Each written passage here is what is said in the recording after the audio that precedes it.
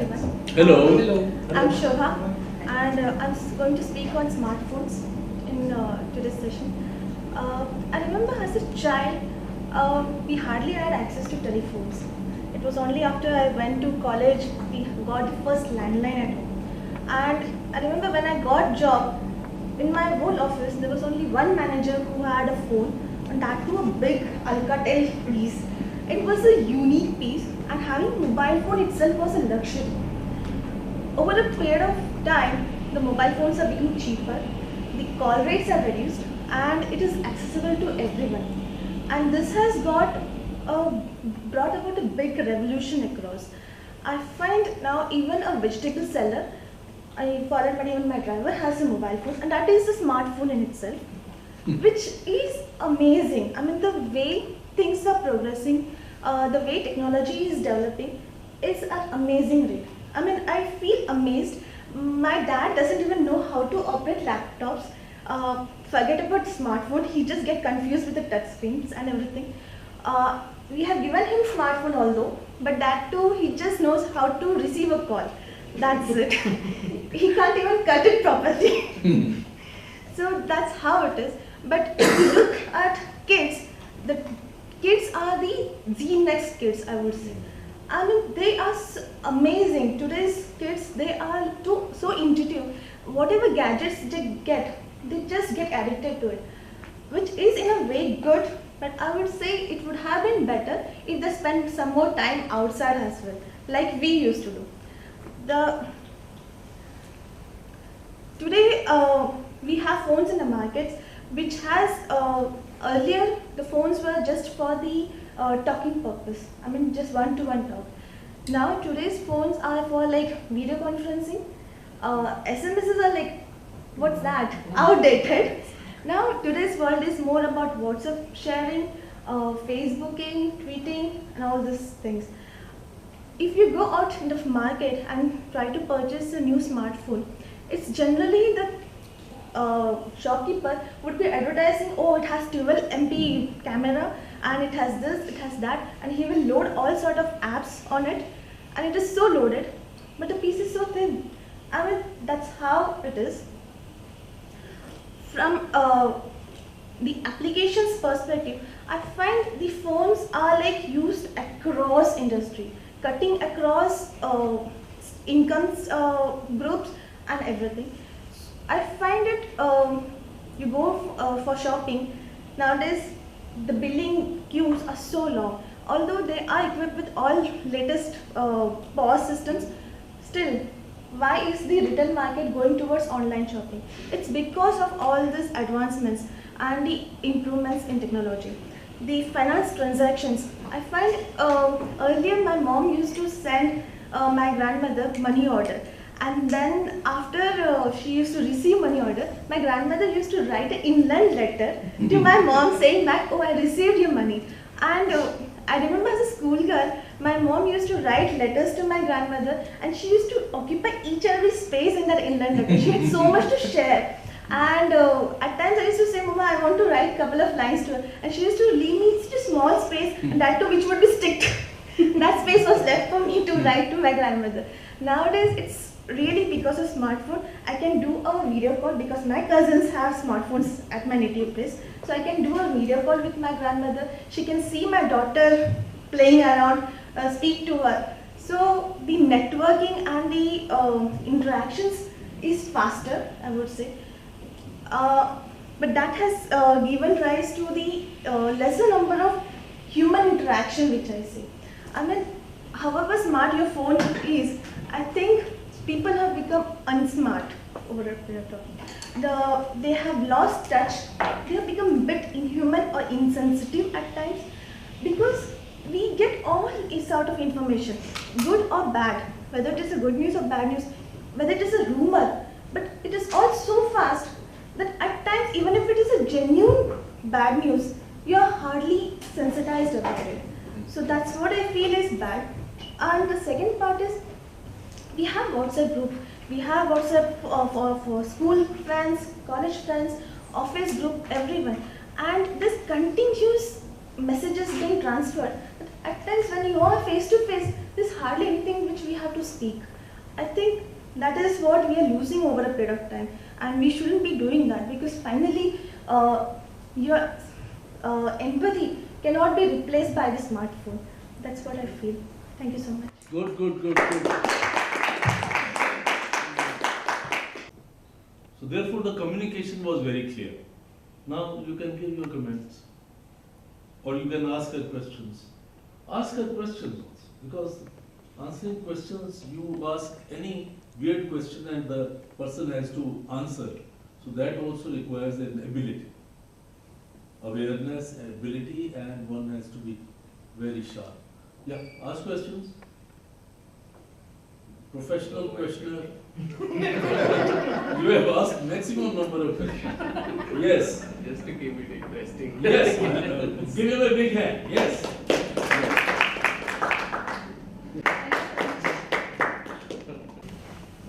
We had lots of teams, new teams, making some kind of project and some kind of presentations.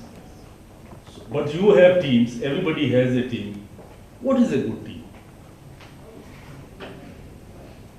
Define. Everybody knows what they want to do, then it will be good. Yes, everybody knows.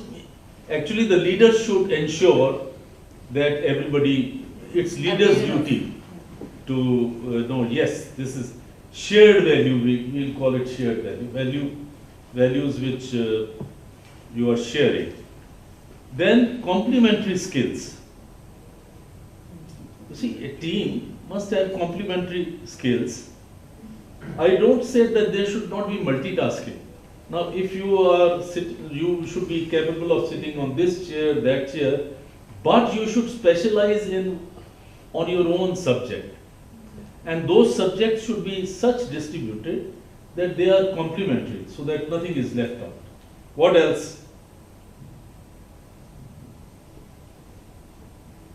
Complementary skills along with complementary roles. Naturally, the leader will find that you have a greater skill, so that kind of role he'll give. What else?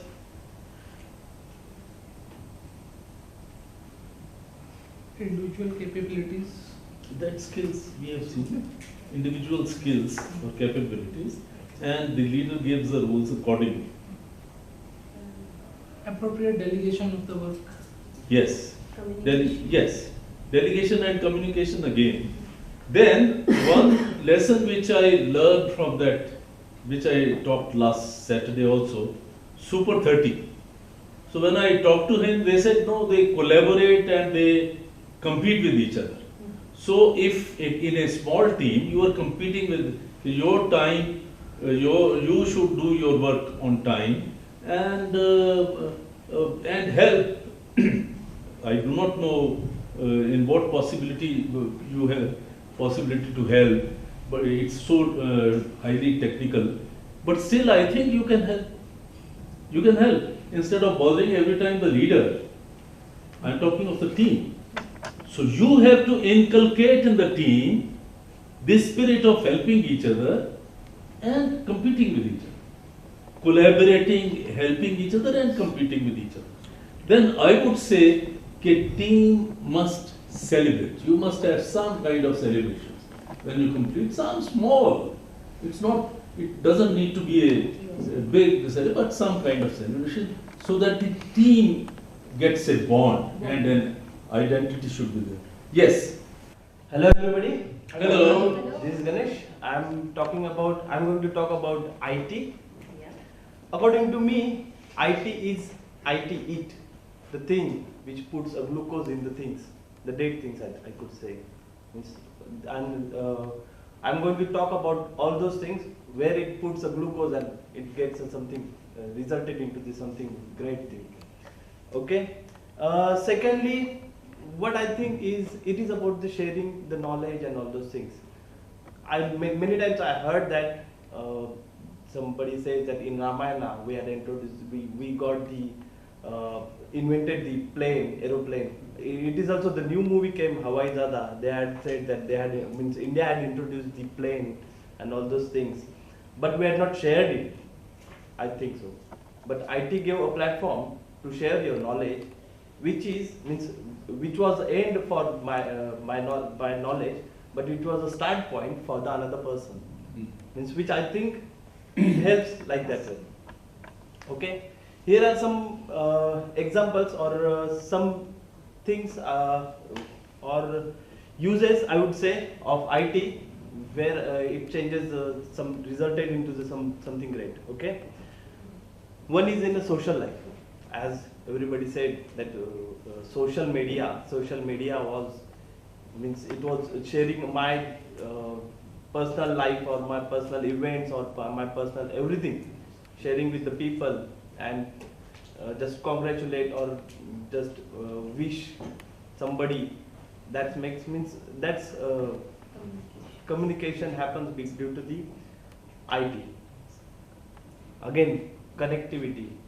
I would say I think you had mentioned that the only phone was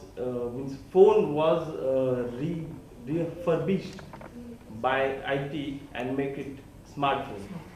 Okay, it becomes a smartphone. Means many things we are using from smartphone nowadays. Means just anything, WhatsApp, any banking, everything you can do in the by this connectivity. Calling anything, Skype. Means that's the connectivity. That IT. When I put the IT into this one and invented something, it resulted into this something great. Okay, safety and security. I'm outside somewhere. I has gone from some traveling somewhere. I don't know what is happening in my house. There is a small child is there, but I don't know what she's playing with some electricity or any bad thing. But I don't know about that. But I could keep a watch with the internet by using internet or by using IT. I would say I could keep a watch and I could alert somebody to prevent that thing or any fire occur. I could get a notice about that. Anything. I kept my lights on, but IT could remind me that, oh, your lights are on. Yeah, many things could happen. The TV, it also notices you that your TV is still on. All those things, IT makes a change. Entertainment and plays. Entertainment, I would say, means previously when people were used to play the games, they only know that whenever it was a game, they could see that they could judge the player or any opponents what they could say on the ground.